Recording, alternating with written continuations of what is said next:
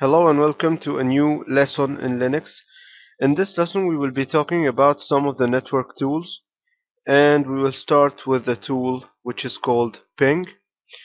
Ping is a basic internet program that allows a user to verify that a particular IP address exists and can accept requests. So the ping is used to ensure that a host computer the user is trying to reach is actually operating.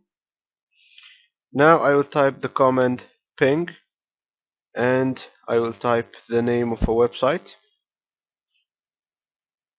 and press enter, and as you see it will keep showing me statistics and it will keep on going and going. So to stop the process I will press on Control C, and as you see here the IP of the website turkoj.com. This verifies that the IP exists and that it accepts requests. Now I can do the same command one more time, but here I will add the option -C, and that will show me only 3 of the results, because if I don't add -C it will keep showing it for me again and again. But from here you defined the number. If I type on 3 it will show me 3 results. Only if I type 4 it will show you 4. Whatever number you type here it will show you the number of lines that will keep going on. If I press enter now, as you see it displayed for me only 3 lines of the statistics, and as you see here 3 packets are transmitted and 3 are received and 0% packet loss and the time. I can do it in another way. For example, I can search for or ping for the IP itself, not for the website's name, 192.168.1.6, and press enter.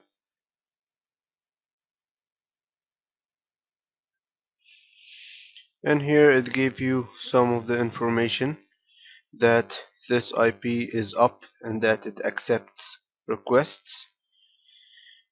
Now let's try and ping on an IP that does not exist and see what it will show us. If I type ping 192.168.1.2 and press enter,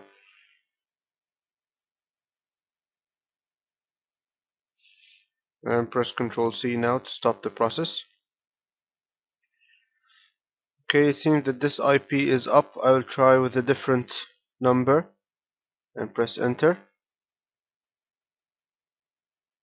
As you see here, it stated, Ctrl C to stop it.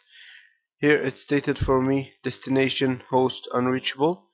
This means that this IP is down, or there is a problem with the connection, or it may be that the IP does not even exist. Okay, now let's talk about another network tool by the name traceroute. I will clear the page first. The traceroute command is a network tool for displaying the route packet stake to network host or destination. It shows how long each hop will take and how many hops that the packet requires to reach the specified destination. First, I will see if I have the traceroute here or not. I will type where is and then traceroute, press enter. As you see, if it exists it will display a path for me here, but here it does not exist, so it gave me the same name. So I will install it by the command yum install trace route, press enter.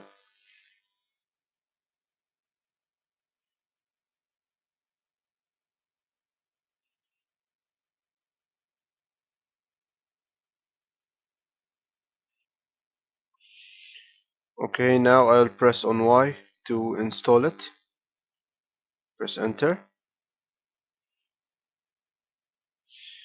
and now I will try to trace route a website. I'll type trace route and then the website's name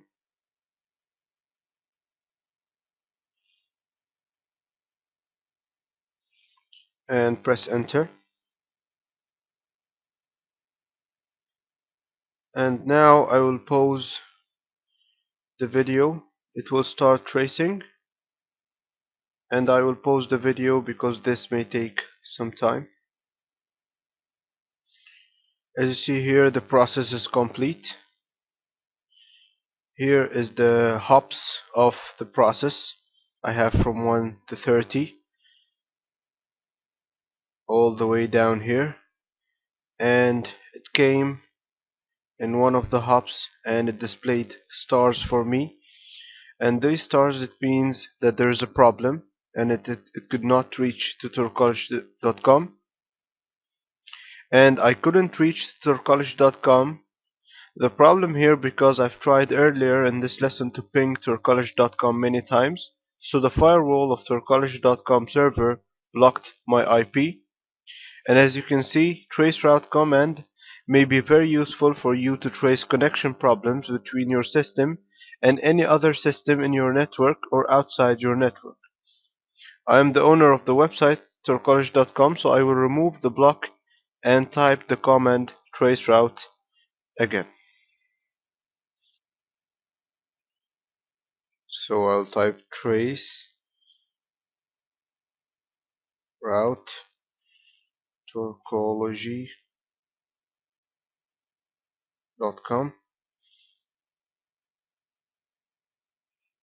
but I'll add www. And press enter.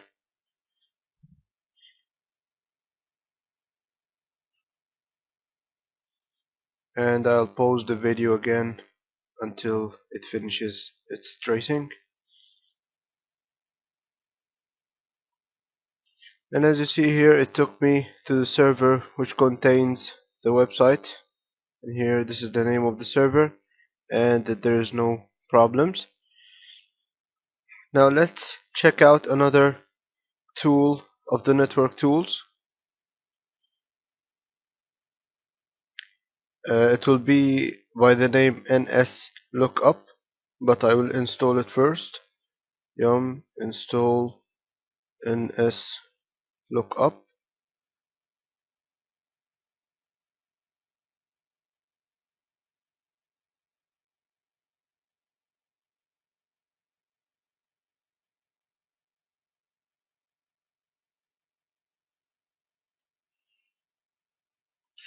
Okay, now it seems that the NSLookup tool or command is in another utility called the bind utilities. So I will install the bind utilities by yum install bind utils and press enter.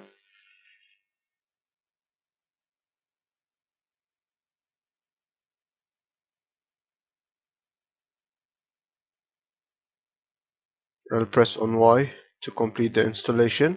Press enter.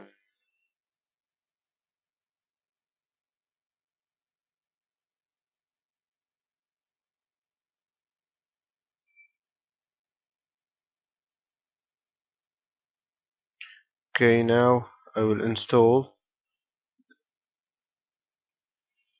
Sorry, I have installed the bind utilities.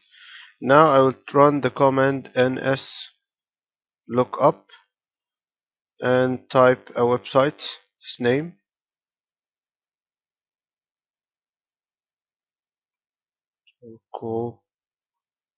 turcology.com and see what this command will do. I'll press enter.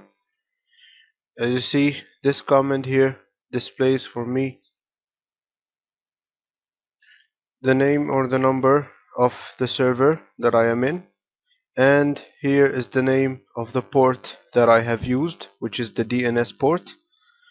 And the main reason we use the NSLookup tool is to see the IP of our domain name or the domain name that you type.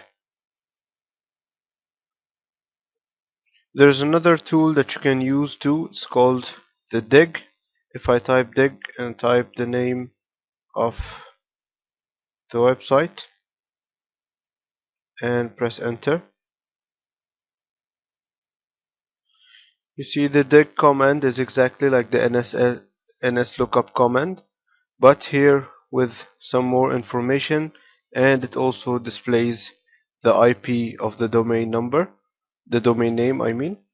You can search with the dig command or the dig tool by the IP, and then it will display for you the domain of this IP. If I type dig -x and then the number of the IP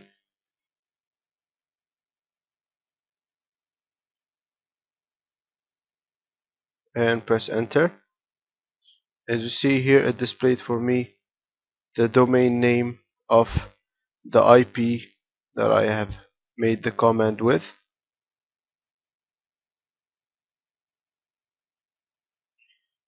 There is also another tool that you can use to view information about domains, and it's called Whois, but I will install it first. Whois.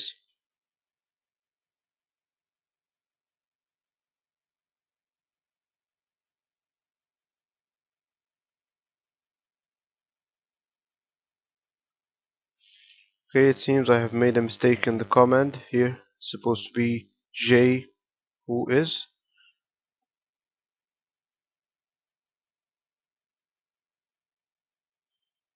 I'll press on Y to complete the installation and enter. Now we will try this tool on a website, Whois, and then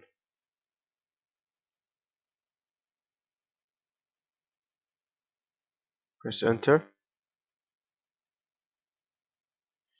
Okay, here if I scroll up, you see it's typing for me no match for domain www.turquoise.com, and that's because I should type the domain without the www.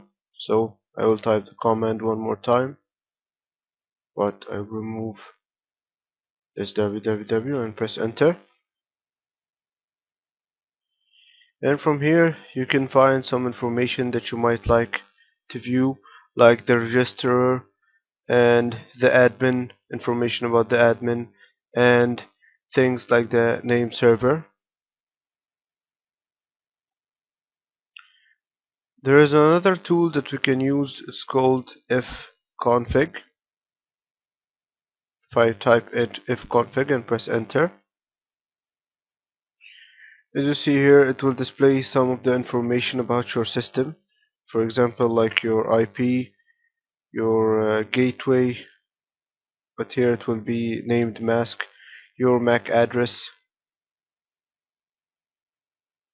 your broadcast, and the name of your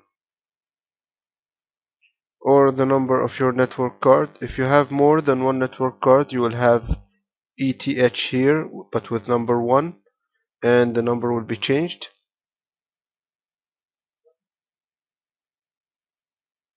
All clear now. Okay, now we will talk about another tool which is called Telnet. Here I have Telnet installed. If you don't have it installed, you will install it with the same command yum install and then Telnet. For example, I'll type Telnet and then an IP number,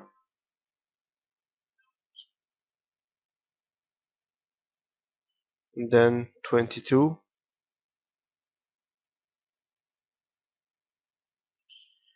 And you can check if a port is open in your network by issuing the telnet command, and I'll press enter. As you see here, it told me SSH open SSH, and this means that this port is open on this IP. I'll press on enter to quit.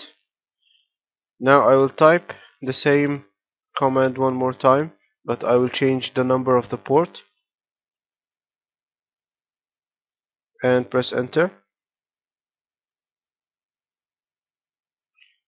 And as you see here, it displayed for me no route to host. This means that this port is closed.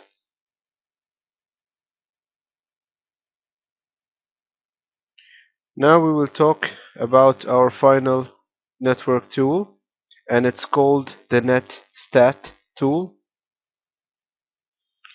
But I will switch to another server so that I can display for you the NetStat in a better way. Okay, now the netstat command in Linux is a very useful tool when dealing with network issues. This command is capable of producing information related to network connections, routing tables, interface statistics, and a lot of other things. Now we will start with our first command in the netstat tool. It will be netstat -a, and I will pipe it through less. And this command will list all ports for me. If I press enter, it may take some time. Here it listed all ports that are working on the system, and you can see here the protocol. You will find it here, and the local address. Here it will be the names of the services, and the foreign address, and the state.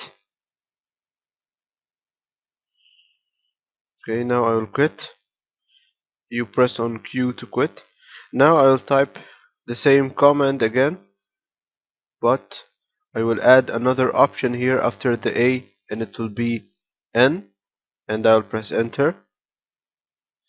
As you see, this is like the other one, but here it listed for you the IPs of the services and the foreign address, and as you can see here, it listed the ports that each service uses.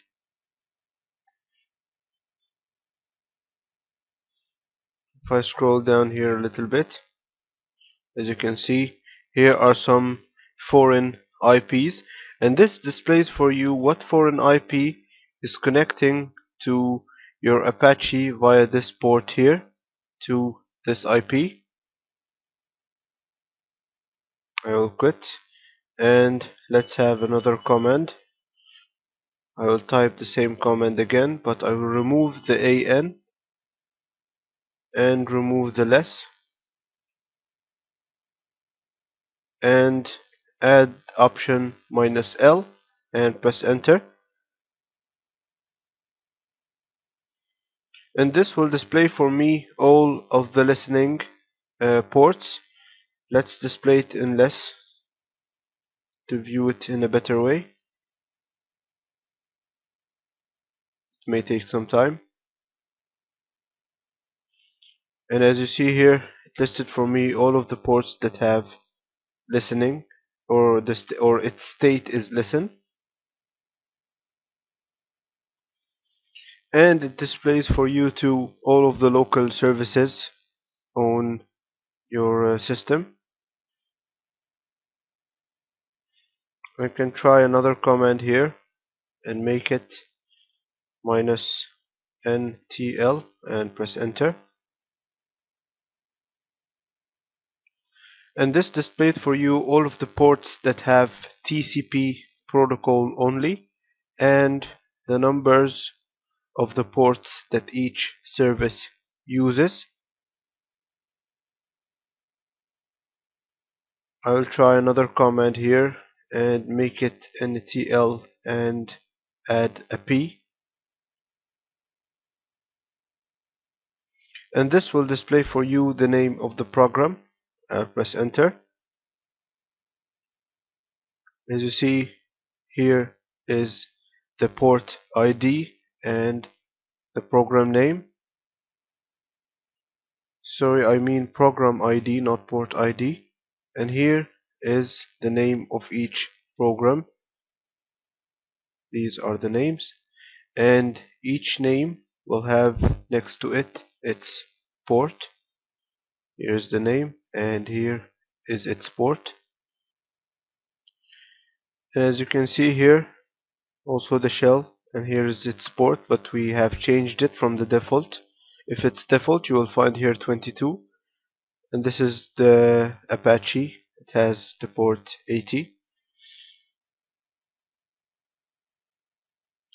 Now I can try the same command again, but I will remove the T and add U and press enter, and this will display for me all of the programs that have UDP as its protocol and with the same type of the previous one, the program's name and its port.